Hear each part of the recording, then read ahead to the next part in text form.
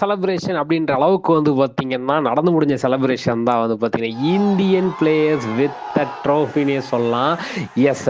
அதாவது பார்படோஸ்ல வந்து பார்த்தீங்கன்னா, கோப்பையை வென்று "ஏப்பா சனிக்கிழமை வந்துட்டாங்களே" அப்படின்னு கேட்டிங்கன்னா, ஆமா என்ன பண்ணுறது, புயல் காரணமாக வந்து எந்த ஃப்ளைட்டும் கிடைக்கல. ஸோ நேத்து தான் கிளம்பி வந்து பார்த்தீங்கன்னா, டெல்லிக்கு வந்தாங்க. டெல்லிக்கு வந்தபோதே வந்து பார்த்தீங்கன்னா, ஏர்போர்ட்ல பயங்கரமான வரவேற்பு. வரவேற்பை தொடர்ந்து வந்து பார்த்தீங்கன்னா, நரேந்திர மோடிஜியை வந்து பார்த்தீங்கன்னா, பிரைம் மினிஸ்டரை போய் சந்திச்சு ஃபோட்டோ எடுத்து அவர் வந்து நான் உங்களுக்கு ட்ரீட் தரேன் அப்படின்னு ட்ரீட் கொடுத்துட்டு அதுக்கப்புறம் வந்து பார்த்தீங்கன்னா நல்லா ஜாலியாக பேசிட்டு இருந்தார் ஒரு மணி நேரம்.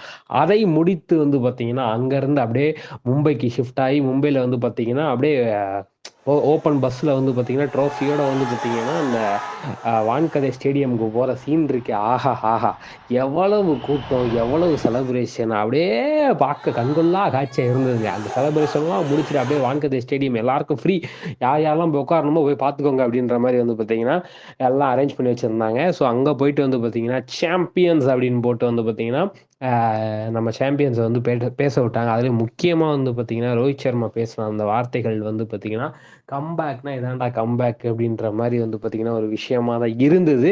என்ன பேசினாரு அப்படின்னா வந்து பார்த்தீங்கன்னா கேப்பர் அவர் வந்து கமெண்டேட்டர் வந்து பார்த்தீங்கன்னா நீங்கள் இந்த பக்கம் நின்றுட்டு இருந்தீங்க, சூரியகுமார் யாதவ் அந்த பக்கம் நின்றுட்டு இருந்தாங்க, அந்த கேட்சை பற்றி சொல்லுங்க அப்படின்னு கேட்கும்போது அப்படின்னு நினச்சேன். ஆனால் வந்து பார்த்தீங்கன்னா பயங்கரமாக பிடிச்சிட்டா சூரியகுமார், அதான் practice make a man perfect அப்படின்ற மாதிரி வந்து சொல்லிட்டு இருக்கும்போது கண்டிப்பாக ஹர்திக்கும் பாராட்டி ஆகணும்னு சொன்ன உடனே வந்து பார்த்தீங்கன்னா கிரவுண்டில் வந்து பார்த்தீங்கன்னா ஹார்திக் ஹார்திக் ஹார்திக் அப்படின்ற மாதிரி வந்து பார்த்தீங்கன்னா பயங்கரமாக வந்து பார்த்தீங்கன்னா சேர் பண்ணாங்க. அதே கிரவுண்டில் தான் ஒரு 6 மாதத்துக்கு முன்னாடி வந்து பார்த்தீங்கன்னா அவர் வந்து பவ் பண்ணிட்டு இருந்தாங்க. ஐபிஎல்னே சொல்லலாம். மும்பை இந்தியன்ஸுக்கு நீ கேப்டனா அப்படின்ற மாதிரி வந்து பார்த்தீங்கன்னா சொல்லிட்டு இருந்தாங்க. எந்த இடத்துல அடி வாங்கினே அந்த இடத்துல கெத்தா நிற்கிறது தான் வந்து பார்த்தீங்கன்னா லைஃப் நமக்கு தர பெரிய பரிசு அப்படின்ற மாதிரி சொல்லுவாங்கல்ல, அந்த மாதிரியான ஒரு பரிசு தான் வந்து பார்த்தீங்கன்னா ஹர்திக் பாண்டியா வாங்கியிருந்தாரு.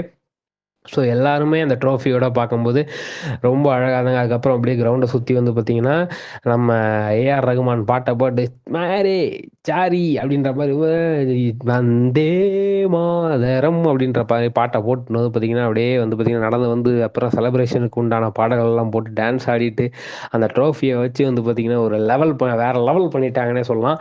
அடுத்த ட்ரோஃபிக்கும் ஏம் பண்ணுறது தான் எங்களோட முக்கியமான ஏம் அப்படின்ற மாதிரி சொல்லியிருக்காங்க.